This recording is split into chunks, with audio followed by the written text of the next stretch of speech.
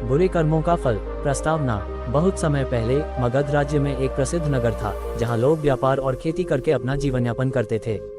यह नगर समृद्ध था, लेकिन वहां एक ऐसा व्यक्ति रहता था जो अपनी बुरी आदतों और बुरे कर्मों के कारण कुख्यात था। उसका नाम धनपाल था। धनपाल एक धनी व्यापारी का पुत्र था, लेकिन वह अत्यंत लालची, क्रूर और अहंकारी था। वह हमेशा दूसरों को धोखा देता, गरीबों का अपमान करता और अपने स्वार्थ के लिए किसी भी हद तक चला जाता था। लोगों ने कई बार उसे समझाने की कोशिश की, लेकिन उसने कभी किसी की बात नहीं मानी। वह सोचता था कि धन ही सब कुछ है और उसके पास इतना पैसा है कि वह कुछ भी कर सकता है। धनपाल के बुरे कर्म। एक दिन एक बूढ़ा भिखारी उसके घर के पास आया और भोजन मांगने लगा। भिखारी बहुत कमजोर था, उसके शरीर की हड्डियां साफ दिख रही थीं। लेकिन धनपाल ने उसे दुत्कार दिया और अपने नौकरों से कहा, इसे यहाँ से भगा दो, मैं मुफ्त में किसी को कुछ नहीं देता।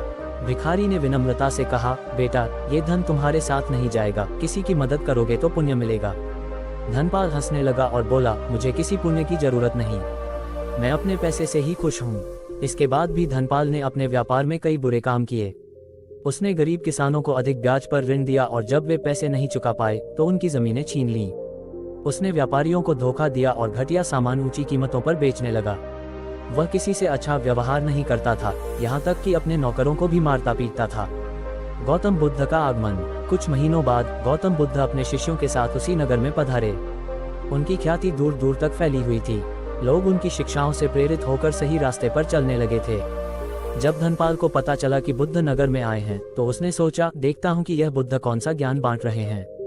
वह अपने कुछ अनुचरों के साथ वहां पहुंचा और बुद्ध से अहंकार भरे स्वर में पूछा, हे बुद्ध, मैंने सुना है कि आप जीवन और कर्मों की बातें करते हैं, लेकिन मैं आपको बताना चाहता हूं कि दुनिया में केवल धन ही सबसे बड़ी शक्ति है। मैं जो चाहता हूं अपने पैसे से खरीद सकता हूं। अच्छे कर्मों और बुरे कर्मों की कोई सच्चाई नहीं होती। अगर बुरा करने से भी कोई अमीर बन सकता है तो क्या गलत है? बुद्ध मुस्कुराए और बोले, ठीक है, अगर तुम यह मानते हो कि कर्मों का कोई प्रभाव नहीं होता तो मैं तुम्हें एक परीक्षा देना चाहता हूँ। क्या तुम तैयार हो? धनपाल हंसकर बोला, बिल्कुल, मैं किसी भी परीक्षा के लिए तैयार हूँ। बुद्ध की परीक्षा। बुद्ध ने एक कटोरा लिया और उसमें पानी डाला। फिर उन्होंने उसमें एक मुट्ठी नमक डालकर धनपाल से कहा, इसे पीकर बताओ कि इसका स्वाद कैसा है। धनपाल ने पानी का एक घूंट लिया और तुरंत थूक दिया। वह बोला, ये बहुत खारा है, इसे कोई नहीं पी सकता। बुद्ध ने मुस्कुराते हुए कहा, अब आओ मेरे साथ। वह सब एक बड़ी झील के किनारे पहुंचे। बुद्ध ने उसी मात्रा में नमक झील में डाल दिया और धनपाल से कहा, अब इस झील का पानी पीकर बताओ। धनपाल ने पानी पिया और बोला, ये तो बिल्कुल मीठा है, इसमें कोई खारापन नहीं है। बुद्ध ने गंभीर होकर कहा, यही तुम्हारे कर्मों का प्रभाव है। अगर कोई व्यक्ति अपने जीवन में केवल बुरे कर्म करता है तो उसका जीवन एक छोटे कटोरे के पानी की तरह खारा हो जाता है, दुख और कड़वाहट से भरा हुआ। लेकिन अगर कोई व्यक्ति अपने जीवन में अच्छे कर्म करता है तो उसका जीवन एक झील की तरह विशाल हो जाता है, जहां बुरे कर्मों का प्रभाव कम हो जाता है। धनपाल ये सुनकर चुप हो गया। पहली बार उसे लगा कि वह गलत था। धनपाल का बुरा समय शुरू होता है। कुछ समय बाद धनपाल का व्यापार धीरे धीरे गिरने लगा। लोग उसकी धोखाधड़ी को समझ गए और उससे सामान खरीदना बंद कर दिया। जिन किसानों की उसने जमीन छीनी थी वे अब संगठित हो गए और राजा के दरबार में शिकायत कर दी। राजा ने उसकी सारी जमीन जब्त कर ली। अब धनपाल गरीब हो चुका था, उसके पास कुछ भी नहीं बचा था। उसके नौकर भी उसे छोड़कर चले गए। अब वह अकेला, असहाय और दुखी था।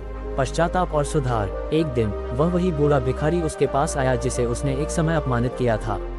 अब वह स्वयं भूखा प्यासा सड़कों पर भटक रहा था। बूढ़े भिखारी ने उसे देखा और मुस्कुराकर कहा, बेटा, याद है मैंने तुम्हें क्या कहा था? बुरे कर्मों का फल एक दिन अवश्य मिलता है, लेकिन अभी भी देर नहीं हुई है। अगर तुम अपने जीवन को सुधारना चाहते हो तो अच्छे कर्म करना शुरू करो।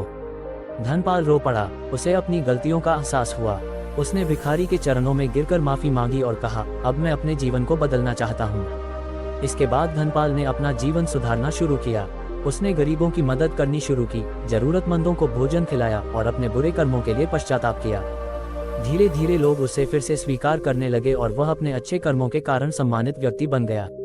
सीख। गौतम बुद्ध की यह शिक्षा सत्य सिद्ध हुई, बुरे कर्मों का फल अवश्य मिलता है, लेकिन अगर व्यक्ति समय रहते सुधर जाए तो उसका जीवन फिर से खुशहाल हो सकता है। कहानी का सार। 1. बुरे कर्मों का फल अवश्य मिलता है, चाहे देर से ही क्यों न मिले। 2. धन से सब कुछ खरीदा नहीं जा सकता, असली सुख अच्छे कर्मों में है। 3. अगर कोई अपनी गलतियों को स्वीकार कर ले और सही मार्ग पर आ जाए तो उसका जीवन बदल सकता है। समाप्त। आपको यह वीडियो पसंद आई हो तो आप इस चैनल को लाइक एंड सब्सक्राइब कर सकते हैं और कमेंट में बताएं वीडियो कैसा लगा। धन्यवाद। मोटिवेशनल के लिए जुड़े रहे इस चैनल पर।